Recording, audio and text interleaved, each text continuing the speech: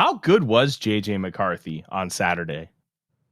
The excitement is real. He had some pretty impressive stuff. But it's not just about the flash. It's about the substance, and it's about the consistency. Did he have that against the Las Vegas Raiders? What still needs to be improved? And a lot more, including some surprising players that stood out on defense next on the Real Forno Show. Ladies and gentlemen, welcome to the Real Forno Show, hosted by the one and only Tyler Flores. A to Z Sports sought him out to be their Minnesota Vikings reporter and NFL analyst. And he's a proud contributor over at SKOL North's Purple Daily. Tyler is also the captivating host of The Good, The Bad, and The Hungry on the Voices of Wrestling Podcast Network, and a founding member of Vikings First and SKOL. Welcome, ladies and gentlemen, to the Real Forno Show, a recorded episode, because we are live at the Minnesota Twins game against the Kansas City Royals. I'm your host, Tyler Forness. With me, as always, in the top left corner, he's producer Dave. You know, I got to say, Dave, ever since you threw that curveball at me, I have not gone and pointed towards the top right corner. Well, I can switch it if you want. It's just it works better this way. You're the producer. I'm not going to tell you how to do your job. If you think this works better, I'm happy with it. But you know what else I'm happy with, Dave? The performances by the rookies on Saturday. Oh, heck yes. The rookies gave us a lot of really exciting elements to be excited about. And the future feels bright. And look, I'm not going to try and rain on your parade, but you don't come here for me to go all duckies and bunnies. You come here for well-reasoned, well-thought-out analysis. And guess what? It's time. It's time. I'm going to tell you what, J.J. McCarthy stinks. No, I'm not actually going to do that. My friends in a chat I'm in like to call me the J.J. McCarthy hater just because I'm actually willing to say, hey, it's not quite ready yet, which it's just a big meme. But I'm going to tell you, he's got some things to work on. And I want to start here. Let's start talking about the good, Dave. And before I get into a lot of my nuts and bolts stuff, we kind of talked yesterday on the post show, which I recommend. Go check it out. It's still current information. And Dave and Darren also recorded a full 2-0 bloggers yesterday as well.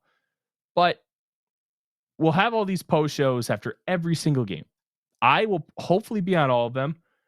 We'll see. We will see. But you and I have not had a direct conversation about J.J. McCarthy since this game. And I think that's what is going to make this really interesting as far as the show. What did you think of his performance on an overall level? Oh, overall, I thought he did well. Now, there was, like I said on Sunday, there was times, or on Saturday, there was times where his footwork was off, his throws were a little bit behind and off target, but he learned from it. And then when he threw the interception early, rather than turtle up and have a bad game like some previous quarterback I know, he adjusted. Now, in the post-game interview, he said that's when all the nerves left him. I thought, oh, cool. But then from there on, he constantly improved. He went through some of his progressions. He hit receivers. He hit 2 wide open receivers for the touchdowns, which is good because not all quarterbacks have hit wide open receivers before. They've either overthrown them or checked down. And I thought it was very inspiring to see him, that we have somebody for the future that has talent. He's met all the requirements for can he throw? Does he have arm strength? Can he throw on target? Can he throw a touch on occasion? Yes. Is he pocket aware? Yes. Can he move and rotate out of the pocket? Can he do an off-schedule play without smoke coming out of his ears? Yes, yes, and yes. Now, which is the future is bright for the young man and the Minnesota Vikings. I think we're on the verge of something truly special. But this is the first preseason game of his NFL career. Being his first preseason game, like I said, I saw some footwork issues and I saw some throwing issues and other things, but he seemed to do all right at getting the calls in, lining up right, everybody reading the defense right. Nothing seemed to faze him. He was not sacked. But there's right now, as I said yesterday on Tool Bloggers, I view him as a raw gem. While I was in Afghanistan had gem markets because the country is rich with gems over there in the mountains. And you can find some really good, nice ones over there. Hopefully they weren't cracked due to the fact that they used explosives to get them. But anyways, they were really nice ones. But you find really nice gems. Well, you can take those and polish them and make them absolutely superb. And I think that's what KOC's plan is, along with his crew, to mentor him and to polish him, to get him ready to be at the top level of NFL quarterbacks, hopefully prior to sticking him in. Now, however, this is where I may disagree with you a bit. Because I think up to right now, we both agree. But this is where I'm different. Is he ready or not to go in? I think he can without being ruined. I don't think he has the mentality to be ruined. You worry about him getting ruined. I don't think that is possible. I think he's got too much fortitude for that. But I also think there comes to a point of, well, we may want 100% perfection before we stick him in. We may not have the ability to stick him in at 100% perfection. We may have to settle for 80 or 90%. And still, I think that 80 or 90% right now is better than 80% of the teams in the league. But we'll find out. Now, he's got to get some more reps in, and he'll do that over the next few weeks. And he's got to see more live action one-on-ones, and he's got to go through more game planning and some actual game planning when we're into week 1, week 2, week 3, week 4, week 5, week 6. And we're looking at how this opponent is different than this opponent, and I need to look for these reads or that reads, or, this particular player tips off this, and I need to figure that out. What defense, what coverage, all those things have to come together, and he hasn't had that yet. That's still in the gathering phase. But I still think over all the weekend, watching all the games and highlights of all the rookie quarterbacks, right? Chicago's all happy about their savior, but I didn't see anything special on that game. I thought he had the best weekend, but I'm biased. Now, what did you think? Where do we disagree? So my big thing about the whole ruining aspect and understanding McCarthy's mental makeup is something I've always been very ambiguous about, because I don't know. I don't talk to him. I don't interact with him on a regular basis. I don't know. And I've been very upfront about that, because it's something that I can't judge. I can believe something based on how somebody talks to the media, but we've seen plenty of people. I mean, just look at the politics in this country. Politicians will tell you something to your face in a press conference or at a rally, and they do something completely different. So it's hard to really judge a person's mental makeup and character based on how they talk to the media. You learn those things by having in-depth conversations with them on a personal level, on a professional level in the building. I don't have that, so I can't judge it. But what I can do is say, hey, if the Vikings don't think he's ready, you can't.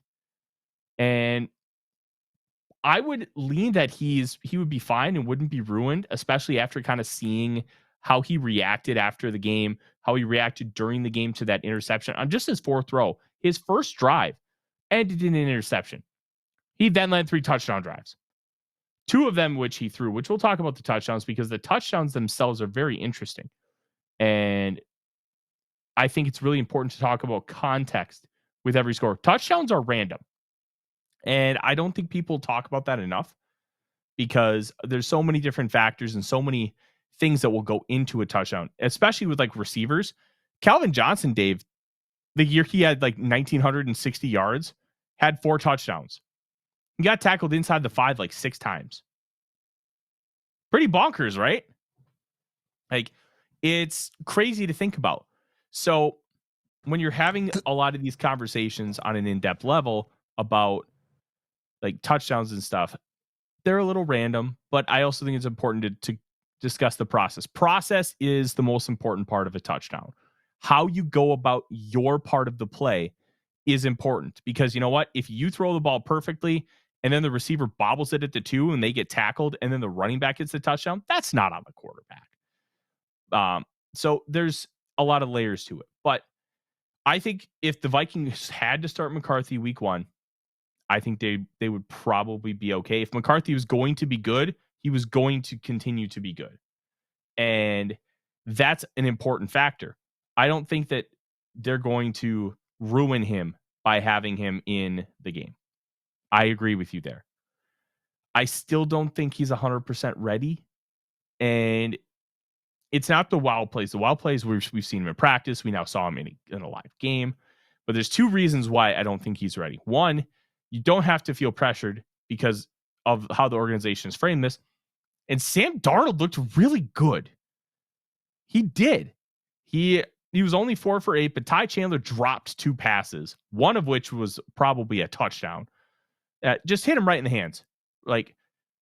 And he absolutely ripped a dig route to Jalen Naylor, which was beautiful. Sailed it right over a linebacker. Just perfect anticipation. That's the kind of stuff we would see from Kirk. And it was like, okay, that's a high level throw. That is an anticipatory throw. That's good stuff. And he had that. The second thing with McCarthy is you're still seeing inconsistencies. You're still seeing struggles mechanically.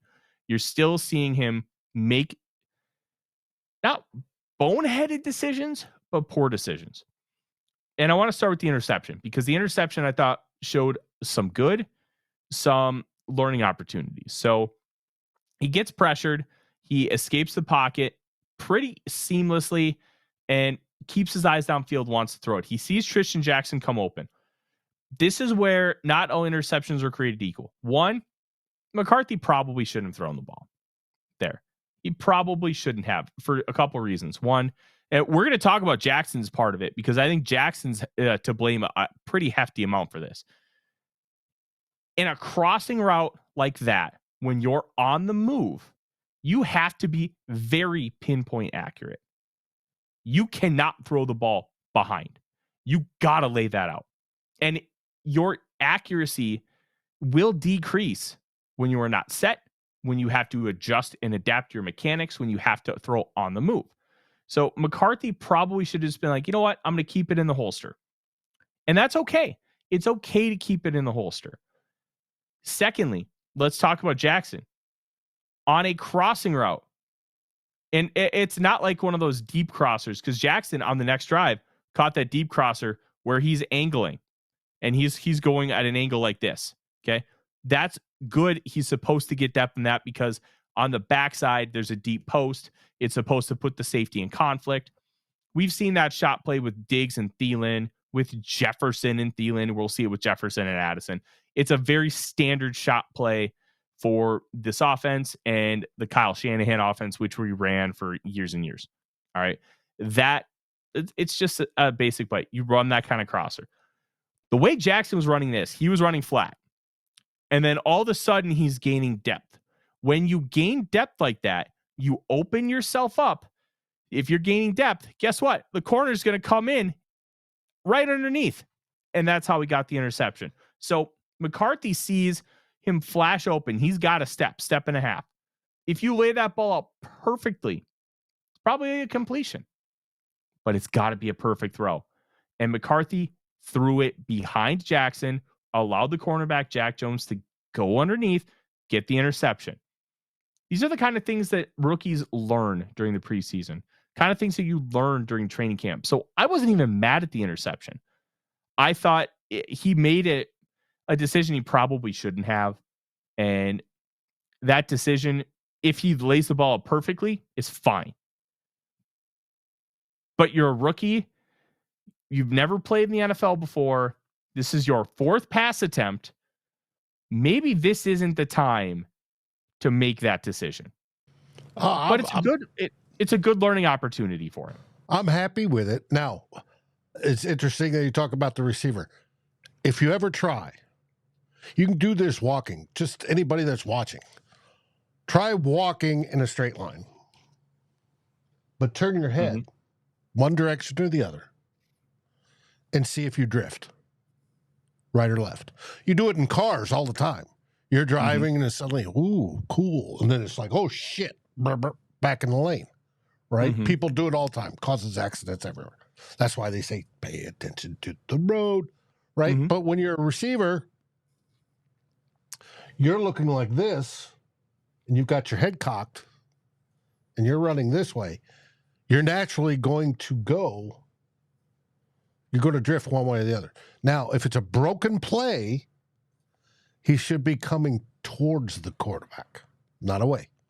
Now, where I thought on JJ, I thought the decision to throw was fine. There was enough space between the receiver and the sideline to place that ball. And so the receiver could go get it, toe tap and go out if he couldn't make the corner. There was enough space there, so I thought that was fine. But it seemed like it was almost a, oh shit, he's open. And it was a delayed reaction on the throw. There wasn't a ton of steam. Obviously, he was on the move. He wasn't planted. And it was behind. And of course, at that case, the corner's sitting there going and cuts the route. And boom, interception. That's what corners do. But I'm not so hard on the decision to throw. I thought there was space and time and he could do it. But how he did it, it looked like the process of, oh, he's open and boom, I got to throw. Like there was a delay of 2 or 3 milliseconds, and that caused it to go late, behind, and a little bit off target, and a little bit slower than he would want to throw that. If not, then lob it up to the sideline to where only the receiver can catch it. And that's a decision he's got to learn to make. That's one he's got to, I've got to see this quicker. I've got to make that judgment quicker. I've got to throw the correct pass quicker. But the fact that he took it didn't bother me. The fact that it was poorly executed was what bothered me. And I think until he gets more comfortable in an NFL offense, that's why I'm kind of calling it a poor decision right now. I think in 2 years, you're fine with it. No big deal. And I think that's the difference between where we are now and where we will be with McCarthy, which is fine. It's okay for that to have two different answers. I will push back a tiny bit on the Jackson drifting thing. I think you're right in a sense, whereas average people, which is you, me, most people watching the show, we live average lives, and average isn't an insult. Most people in this country would consider themselves an average American. We are, in theory, average Americans. So if we are trying to do that, Dave, we're probably going to drift, and I completely understand. Jackson's been in the NFL now. This will be year 4 or 5. I can't remember. He should not be drifting on that. So that is a big point of criticism here. And I agree there. Yeah, you should keep it flat, or at the very least, maybe angle it a little in, like you said.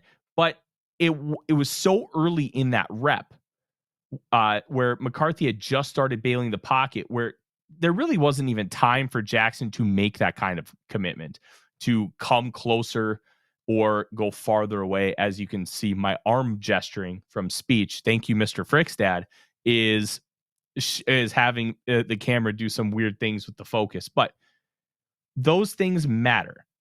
Details matter. And I thought Tristan Jackson had a great day, but this was probably his worst play. You can't gain depth like that. You're coming flat. You got to stay flat.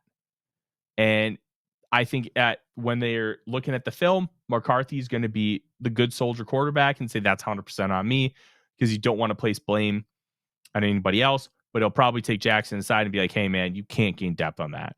You can't gain depth on that. I made a bad throw, but if that throw would have been laid out nicely, that ball could still be undercut. You have to stay flat.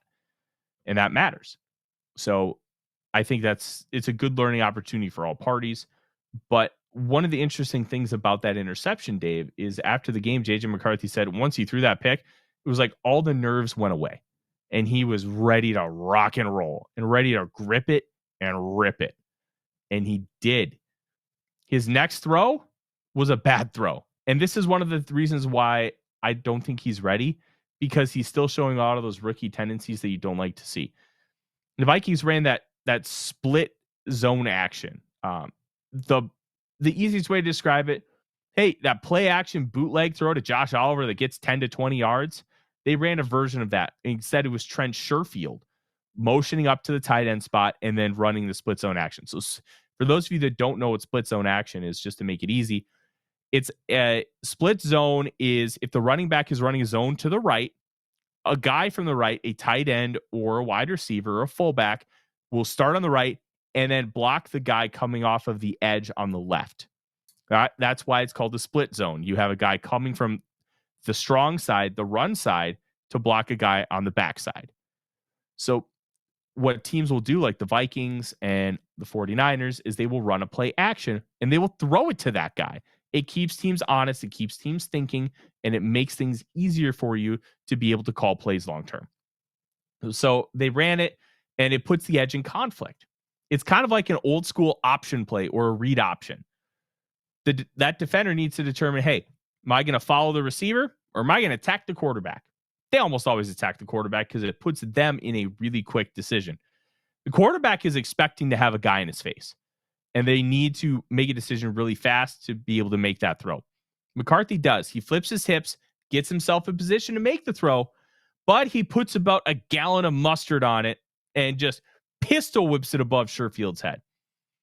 Those things are tough. And Justin Jefferson was on the broadcast during the third quarter. And Dave, I don't know if you caught this.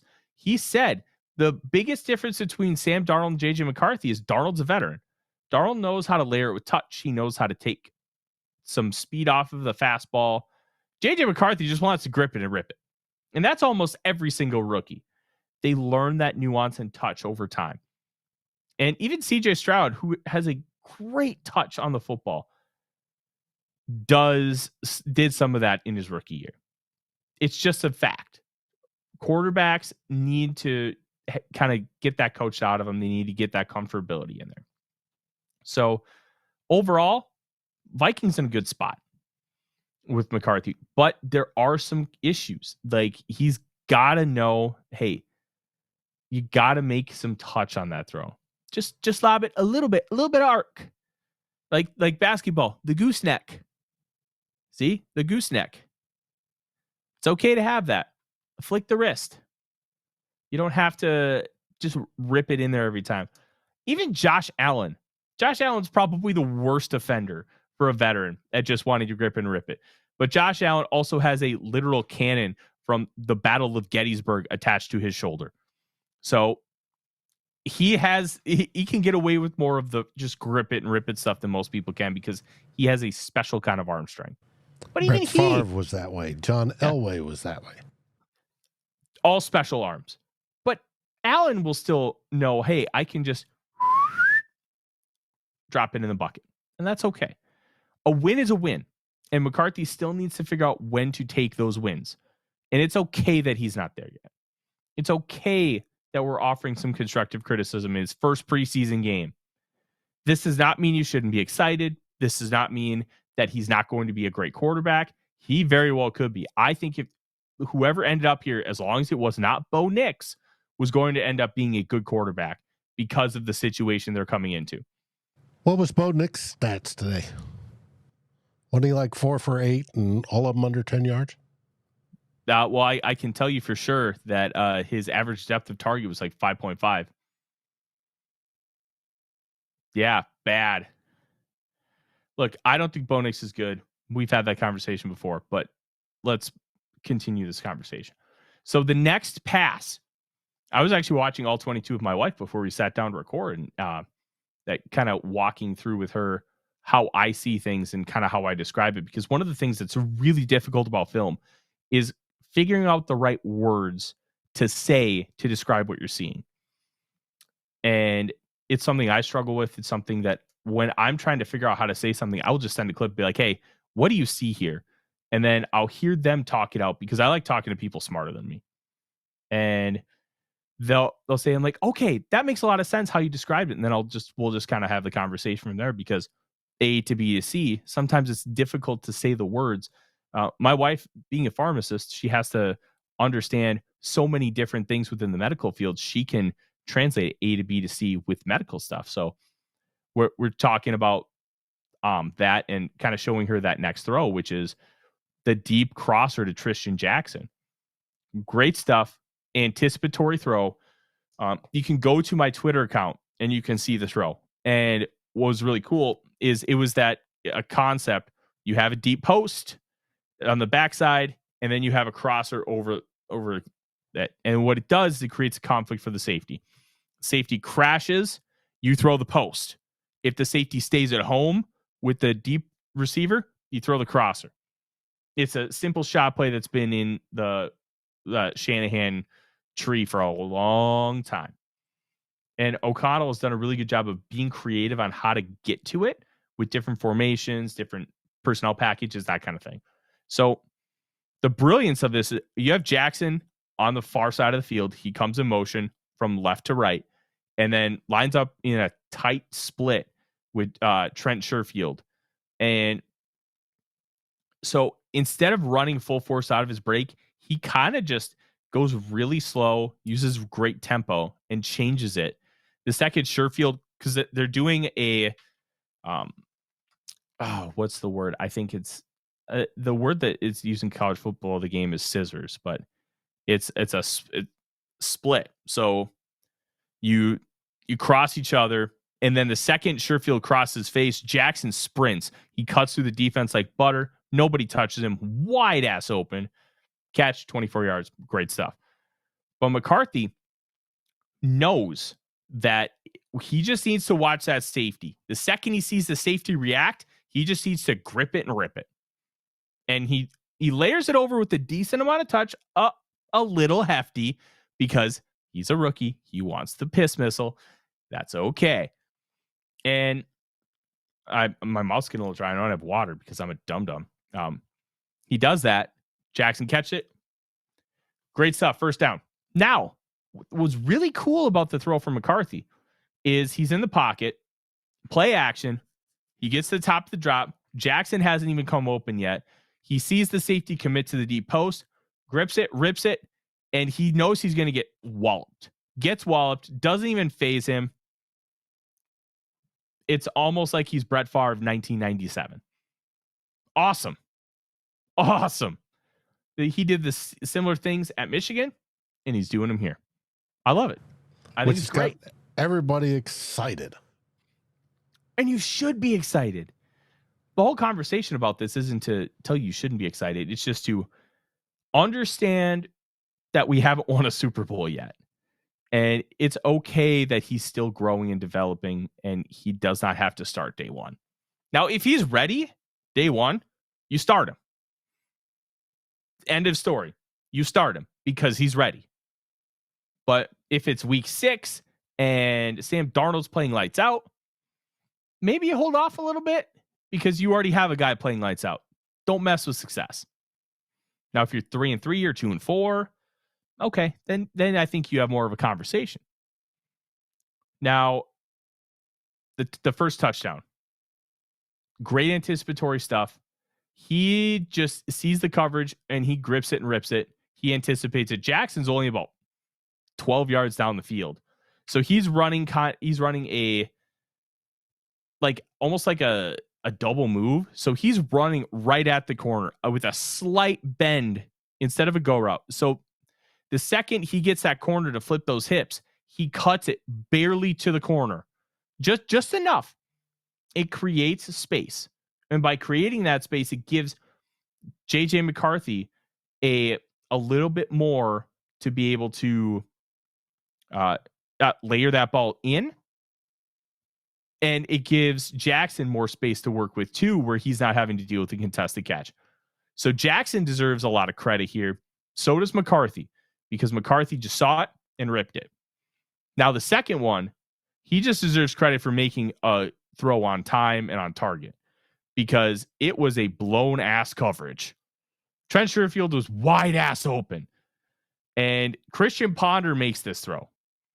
Like, so this is where I say not all touchdowns are created equal, why there is an element of randomness to it. When they're giving you a gift, you got to take it.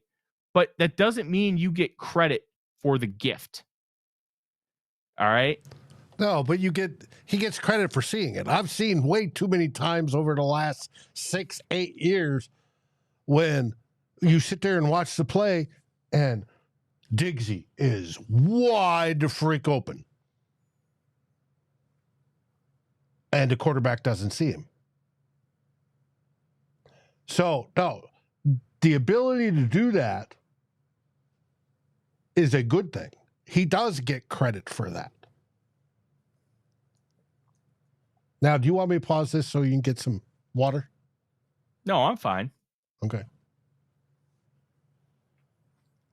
Yeah, I think he does get credit, but we're not talking like an enormous amount of credit.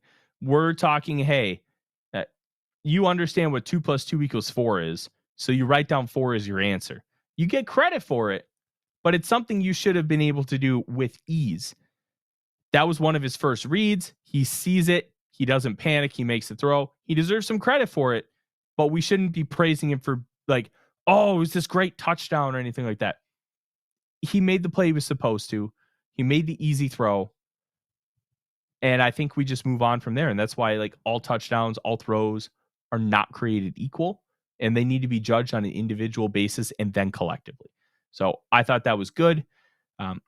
The most impressive throw I saw was the first one, the first completion of his career, where he ripped the dig route to Jalen Naylor. Oh, that was great stuff. He evaded a little bit of pressure on his left shoulder, slid, and then pistol whipped a dig route to Jalen Naylor. It was 1st and 15. They got a first down. Great stuff. McCarthy's debut, I'd give a B+, A-. I thought there was a lot of good. Some stuff where I'm still a little concerned. I still want him to continue to grow and develop. I don't want to push too fast. I think we're going to see a lot of interesting stuff with these joint practices, which I hope. I'm going to talk to some Browns people I know that there's a way I can watch it, because I really want to see some of this stuff. But McCarthy, Dave, it's hard not to be happy and excited about his performance. 180 yards, 2 touchdowns, and an interception. Hey, I'm happy with it. I was ecstatic. Like I said, the future is bright. We didn't see a fail. We saw success. We saw things that need to be fixed and he needs to grow, but we saw success. We can win with this kid. I think we can win with this kid. Now, let's talk about some other players that we can win with. Let's talk about Dallas Turner. Only played 14 snaps, but made a really impressive sack. And the sack, I believe it's called a ghost move, where what he did, it was Andrus Peat, and Pete's better at guard than he is at tackle. Played tackle at Stanford, but they had him playing tackle here in lieu of Colton Miller, who I don't think suited up for this game. Where you go and then you just dip your inside shoulder. And what that does is it gets you underneath the arms. But Dave, as you know, as an offensive lineman, the good ones will be able to sense that coming, and they will push you right here and drive you into the ground. Dallas Turner had the core strength to not be able to get demolished by that. And he had the speed and quickness to be able to evade. So he gets the pressure. Gets stalled a little bit because I think Pete grabbed the back of his jersey and he got the sack. It was awesome. A quicker version of Danielle Hunter is what that kind of looked like. Hunter does a lot of the similar moves, but Hunter just did not have the same type of quickness that Dallas Turner possesses, especially when you're coming off the ball. And that's why I don't believe Hunter was extended, and I don't believe he's here long-term anymore. Not because he isn't great, because the fit isn't there like it was with Mike Zimmer's defense. And you know what? It's okay. Speaking of edge rushers, Dave, tip our hat to your fellow Air Force brethren, Bo Richter. Hyper athlete, 99.9th percentile relative athletic score as an inside linebacker. So Richter played both inside linebacker and edge. He did a little bit of both.